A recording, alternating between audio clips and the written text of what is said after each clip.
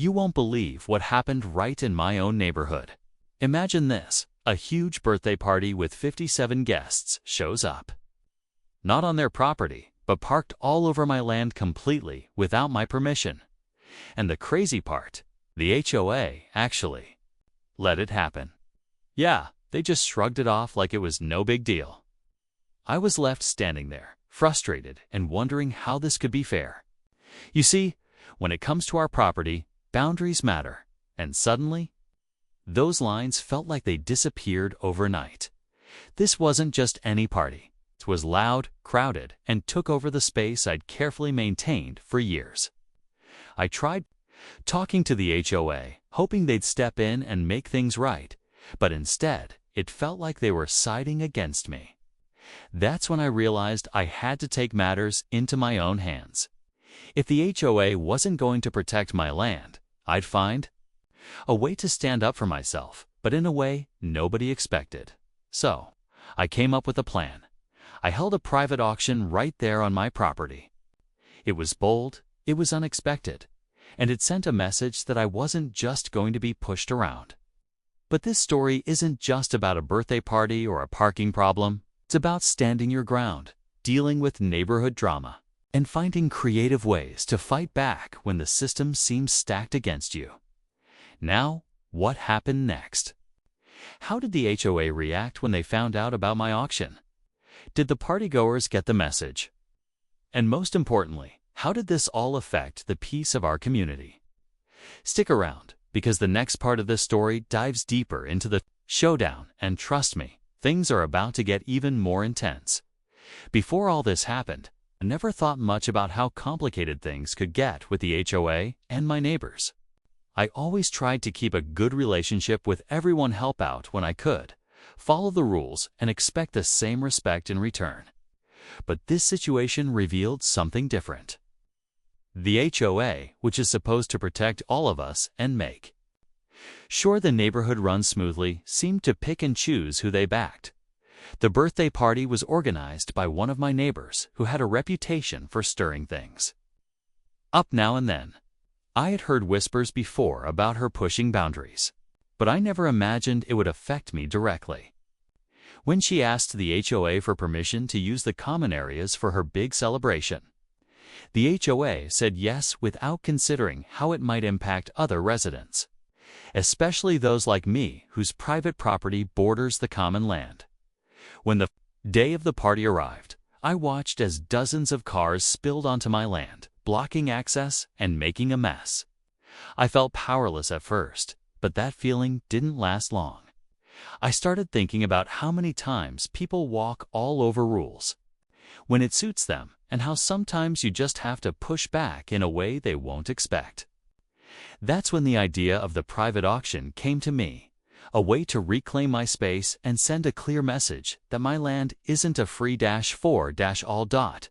But as I prepared for the auction, I knew I was stepping into something bigger than just a parking dispute. There were tensions bubbling beneath the surface, rumors about favoritism within the HOA, frustrations from other neighbors, and a growing divide in our community. The question was, would my stand bring change or just make things worse?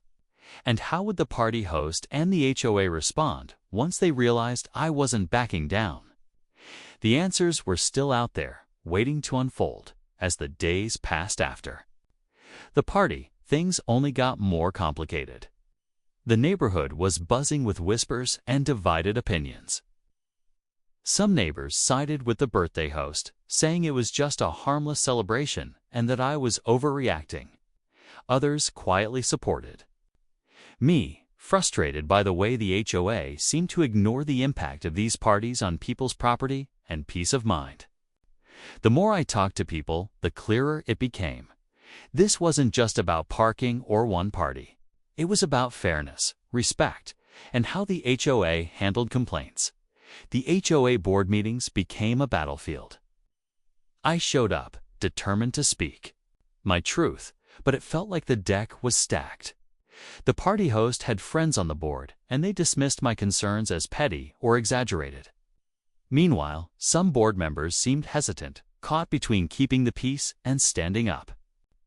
For the rules, I could see the tension in their eyes, the struggle to balance neighborhood harmony with enforcing policies. It made me realize how complicated community dynamics really are at the same time. I noticed other residents quietly sharing their own stories, small disputes, ignored requests, frustrations that had been building for years. My auction idea wasn't just a bold move for my land. It became a symbol of standing up to a system that felt unbalanced. But with that came risks. The party host started making subtle threats, suggesting things could get ugly if I pushed too hard. There were moments when I wondered if I'd stirred up a hornet's nest I wasn't ready to handle. Behind the scenes, the HOA began investigating the legality of my auction, trying to find a reason to shut it down, to stay on my toes. Juggling the growing drama, neighbors' opinions, and the mounting pressure from the board. Every conversation, every meeting added layers to the conflict. The question hanging in the air was clear. Would my fight change the way things worked around here, or just make the neighborhood more divided? The answers were nowhere in sight, and the tension kept building with every passing day. Every day, the tension seemed to grow thicker, like a storm ready to break. The HOA board meetings became more heated, with voices raised and fingers pointed. I could feel eyes on me wherever I went, some filled with support, others with suspicion or resentment. The party host wasn't hiding anymore either. She started rallying neighbors to her side, painting me as the troublemaker trying to stir up drama over a simple party. It was clear this wasn't going to be a quiet neighborhood disagreement. Meanwhile, the auction date was getting closer, and with it came an undercurrent of uncertainty. The HOA's legal team sent me warnings, threatening fines and possible lawsuits if I went through with it. But backing down now felt impossible. This auction wasn't just about reclaiming my land, it was about standing up against unfair treatment and broken promises from the HOA. The lines between right and wrong blurred as personal grudges and alliances came into play. It wasn't just neighbors anymore. It felt like the whole community was watching, waiting to see who would win. At the same time, rumors started swirling about secret meetings and behind-the-scenes deals. Some neighbors hinted the HOA might be trying to find a loophole to force me off my land entirely. Others wondered if the party host was using her influence to tighten control over the neighborhood rules. I found myself caught in the middle of something much bigger than I ever expected. Every conversation, every confrontation felt like walking on a tightrope. On the day of the auction, the air was electric. Cars pulled up, neighbors gathered, some curious, others ready to challenge me. The party host was there too, her expression unreadable but clearly tense. The HOA board sent a representative, hovering nearby like a shadow. As the bidding began, the silence was almost deafening, broken only by the sound of voices rising and falling. The stakes felt higher than ever. What would happen if I won or if I lost? And how far would everyone go to protect what they thought was theirs? The answers were hanging just out of reach, and the neighborhood held its breath, waiting for the next move. Just when I thought the auction was the biggest challenge, things took a sharp turn that no one saw coming. Right in the middle of the bidding, a loud commotion broke out at the edge of my property. One of the neighbors, someone who had stayed quiet until now, suddenly stepped forward with shocking news. He claimed there was an old, forgotten easement on my land that could change everything. According to him, the HOA had known about it for years, but never mentioned it. If that was true, it meant parts of my property legally belonged to the neighborhood or the HOA itself. The room fell silent. I felt like the ground beneath me was shifting. How could this be? I had done my homework, talked to lawyers, and checked property records. But now this unexpected twist threatened to undo all I'd worked for. The party host smiled subtly, clearly sensing an advantage, and the HOA representative perked up, suddenly more interested than ever. Suddenly. The conflict wasn't just about a party or a parking mist, it was about property rights, long-buried secrets, and who really controlled the land. The stakes had just gone from a local disagreement to a full-blown legal and community showdown. I realized I was no longer just fighting for my space. I was fighting against a system that had layers I hadn't even considered. Neighbors started whispering about possible cover-ups, old deals made in secret, and favoritism within the HOA. Some rallied behind me, convinced I was the underdog, being pushed around unfairly. Others sided with the HOA, saying I should have known about the easement and that maybe this was karma for stirring the pot as tensions exploded. I had to ask myself, was my private auction going to spark change or just uncover more trouble? The line between friend and foe blurred, and one thing was clear: nothing would ever be the same in this neighborhood again. The biggest question remained: how would I navigate this new twist without losing everything? As the whispers about the easement spread, the tension in the neighborhood hit a boiling point. I knew I couldn't just sit back and let this claim slide, especially when my entire property was on the line. So I immediately hired a surveyor and a property lawyer to get to the bottom of this.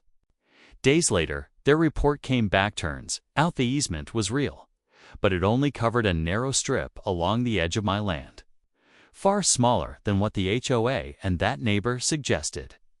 That strip was meant for utilities decades ago and had long since fallen out of practical use. Everything else, including where the partygoers had parked, was undeniably mine. Armed with this new evidence, I called for another meeting with the HOA and the neighbors. I presented the facts clearly and calmly, showing that while the easement existed, didn't give the HOA the right to let a party take over my property. The room was filled with mixed reactions. Some looked embarrassed, others angry, but most were silent. The party host, who had been confident before, suddenly looked unsure. Then, just as I thought this would settle the issue, the HOA president dropped a bombshell.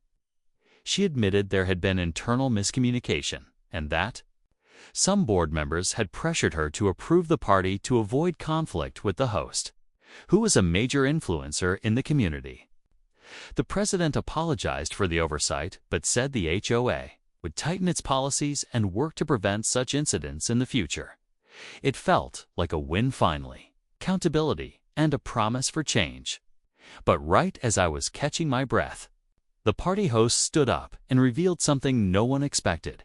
She had secretly purchased a small piece of adjacent land months ago, right next to mine. The reason? To expand her space for future gatherings, and she wasn't planning to stop. The room went quiet, realizing the battle wasn't over. This unexpected twist left everyone wondering. Was this just the beginning of a new chapter in our neighborhood drama? And with that, the story ended. Not with a full resolution, but a reminder that sometimes standing your ground is just the start of a much bigger fight. After the party host revealed she'd bought more land nearby, a heavy silence settled over the room. It was clear this wasn't just a one-time dispute, was the start of ongoing challenges in our neighborhood. But despite the uncertainty, I felt a sense of relief. The truth about the easement was out, and the HOA finally admitted their mistakes. That acknowledgement alone was a big step forward in the weeks that followed. The HOA began revising its rules, making policies clearer about property boundaries, event approvals, and parking restrictions. They also set up a better communication channel for residents to voice concerns without fear of being ignored. I even saw neighbors who had been quiet before start speaking up, sharing their experiences and pushing for fair treatment. It was a reminder that when people come together, even messy conflicts can lead to positive change. As for me, holding the private auction became a symbol of standing up for what's right. It wasn't just about reclaiming my land, it was about respect and fairness in the community. The auction itself didn't bring dramatic sales or crazy bids, but it sparked conversations and reminded everyone that boundaries matter. I learned that sometimes you have to take bold action to protect what's yours and to hold others accountable. The party host's new land purchase meant I had to stay alert. But I wasn't intimidated. This experience taught me the importance of knowing your rights, staying calm under pressure, and building alliances with neighbors who value honesty and respect. In the end, the story isn't just about a birthday party gone wrong or a dispute over parking. It's about community, conflict, and the power of standing your ground. Sometimes, standing up changes not only your own world, but the whole neighborhood's future. And that's a lesson I'll carry with me long after the dust settles.